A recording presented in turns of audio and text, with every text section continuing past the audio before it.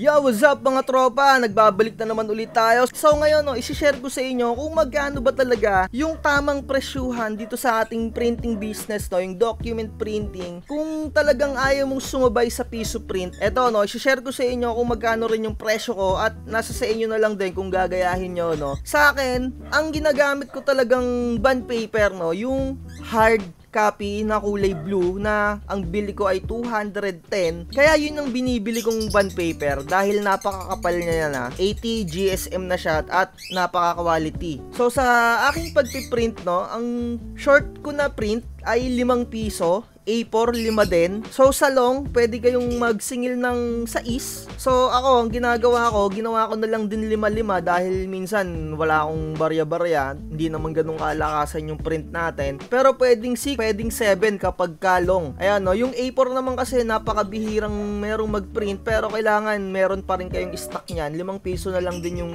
print ko niyan. Ayan, sinasabi ko nga, nakadepende pa rin sa mga location nyo.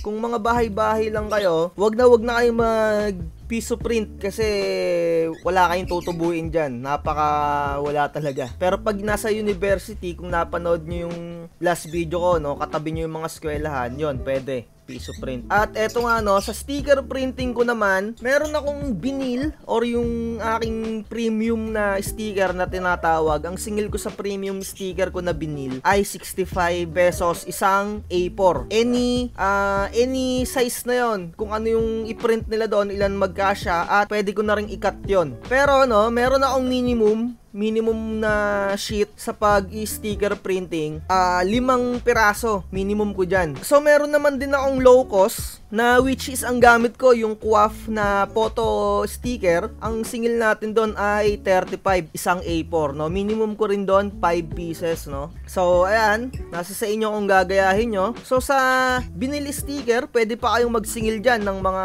hanggang 85 or 90, nakadepende sa inyo, kung gaano nyo iba-value yung pagod nyo kasi napakatagal naman talagang i-print nyan ng mga vinyl sticker, matagal i-print, papatuyuin mo pa, syempre pigment ink, ilalaminate mo pa, ikakat mo pa, diba? Nasa sa inyo talaga, pero sa akin okay na yung 65, minimum 5 pieces ko. Pero kapag minsan nahihirapan ako sa design yung pagkakat, minsan tinataasan ko 75 or basta depende. Minimum ko talaga 65, Yun. Tapos sa photo printing naman, ang mga presyuhan ko dyan, meron akong package na hindi ako nagpiprint lang ng isa-isang piraso, Sa isa kong ID size, yung 1x1 at 2x2, meron ng 4 pieces na 2x2, 12 pieces na 1x1, 45 yung single ko doon, Talagang nagugustuhan ng mga client natin niya kasi napakadami na. 45 lang yung single ko at ang gamit ko doon, yung QAF na double-sided. Tapos kinakat ko na lang siya nung die cutter, yung ginagano, para maganda yung kanto. Talagang round. Or pwede nyo na rin i-manual, guntingin nyo na lang, basta yung edge, meron kayong die cutter na pang round. Yung ID picture kasi napaka-importante niyan, maayos yung pagkaka-cut nyo dyan. Kailangan round yung corner niyan, or kung patulis naman yung corner, basta pantay. So sa passport size ko, 10 pieces, 45 lang din. Sa wallet size ko naman din, 45 lang din. Pero 9 pieces na, hindi ako nagpiprint ng ng pira-piraso. Kailangan 9 pieces talaga. Kasi ang ginagawa ko dyan sa photo print ng wallet size, ganito. So 9 pieces, ipiprint ko siya ng ganyan para rekta-rekta na, wala nang pa. Ayan, wallet size, ganyan na. Tapos rekta print na yan. Syempre, depende kung anong gusto ni client. So, minsan, tinatanong ko si client kung may idea siya sa dye ink or pigment ink. Kaya, dun ko siya piniprint na printer. Pero kung wala naman siyang reklamo, madalas to sa dye ink ko na lang din piniprint to kasi yung dye ink, talagang nakukuha niya yung kulay talaga na eksaktong-eksakto. Wala nang mga etche-bureche kasi yung pigment ink pagka gray, minsan greenish, diba? Kaya ginagawa ko, madalas to sa dye ink na lang. Pero pag yung iba may alam, pigment ink ko sila piniprint, kasi iba talaga yung outcome or yung output ng pigment ink. So dito sa 3R, single ko dito lang din 45 lang din. Sa isang A4 doon lang ako nagpiprint, parang ang kasya 4, no, 45 ko na lang din sinisingil. Dito naman din sa 4R, ganun din, 45, 45, lahat yan 45 basta A4. Magbabago lang yung presyo ko kapag ka iba ng materials yung gagamitin ko, kapag ka quality na yung super quality na nung materials ko, no. Para sa akin yung Yasen na photo paper, yung satin na Yasen, yon, doon ako nagmamahal ng print. Kapag ka A4, ang sinisingil ko doon minsan 80 or 65. Kapag ka Yasen yung photo paper na satin. Tinatanong ko naman kasi si client kung gusto niya low cost lang or gusto niya yung premium looks, ganun, 'di ba? Sa photocopy naman, wala kasi kung long, hindi ko na accommodate yung long. Ayoko nang ma-hassle pa kasi ang printer ko ay Epson 3210 lang or yung 3110 hanggang A4 lang siya. Pero ang singil ko doon A4 or short, 3 piso lang. Minsan kapag sinisipag ako, no, piniprint ko na lang din yung long. Medyo may mga techniques sa pagprint ng long kaso talagang kakain ka talaga ng time Medyo may mga tricks pa. 3 pesos lang ako sa photocopy. Pwedeng gawin nyo yung 5 piso, nasa sa inyo, depende sa location nyo. Kung kayo lang yung may photocopy dyan, pwedeng 5 piso. Sa laminate naman, no, dati nung nag-uumpisa ako, ang presyo ko dyan, 20 pesos lang sa ID. Or 20 or 25. Malaki na rin yung makukuha mo dyan, kaya ganun yung presyo ko kasi sobrang daming naglalaminate sa akin dati, no. Pero kung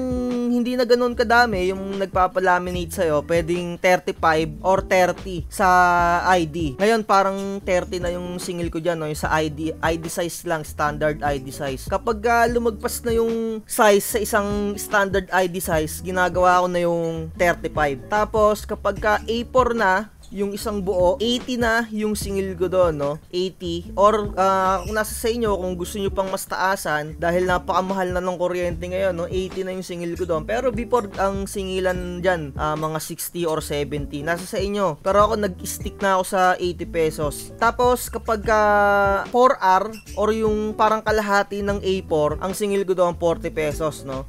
ID size, ulitin natin, ID size pwedeng 30, pwedeng 25, nasa inyo. Kapag lumagpas na ng ID size na standard, 35 na ako. Or nasa sa inyo kung gusto nyong mag 30 lang din. Tapos yung 4R, 40 na yung singil ko doon, no? 40. Nasa sa inyo kung gagayahin nyo yun. Tapos yung A4, 80 yung sa akin. Tapos kapag long na laminate, pwedeng gawin yung 100 yan kasi talagang mahaba yon. Pwedeng 100 yung singilin. Tapos yung short, pwedeng 80 din or 70, ganon. 70, 80, 100.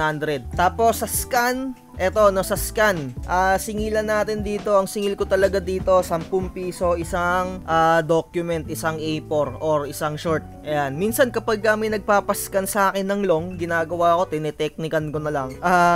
Sa cellphone ko na lang siya ini-scan kasi wala naman tayong long na scanner, hindi kaya yung 3 to 10, meron pang ginagawang adjust. So ginagawa ko sa cellphone ko na lang talaga ini-scan. Although maganda naman dahil premium naman yung application na ginagamit ko sa pang-scan nun. Ayun, sana nakakuha kayo ng idea kung magkano talaga yung magandang presyuhan, no? So sa printing business, kailangan meron kang dye ink na original, meron kang pigment ink, at meron ka pang isang pambardagulan na printer, no? Yung talagang pampiso print kung talagang magandang yung pesto mo. Pero sapat na yung isang original na dye ink at pigment ink kagaya ko, no? Kasi hindi naman tayo katabi ng mga eskwelahan dito, medyo malayo. Ayun, sana nagustuhan nyo yung video natin na to, no? Sa calling card naman, nakadepende na yan sa inyo, or 300 per 100 pieces, mga ganon, no? Ang importante, no, yung document print, 5 piso. Wag na kayong magbababa dyan kung hindi naman ganon kalakasan yung print sa inyo. Pero kung malakas, sumabay na kayo sa piso print. Talagang pumondo kayo ng printer na pambardagulan. Ayun lang, like, share, and subscribe. Comment down below kung may mga katanungan kayo dyan, no? So yung mga other services ko dito, hindi ko na i-share sa inyo kasi next time na lang yan. Ayan, bye bye.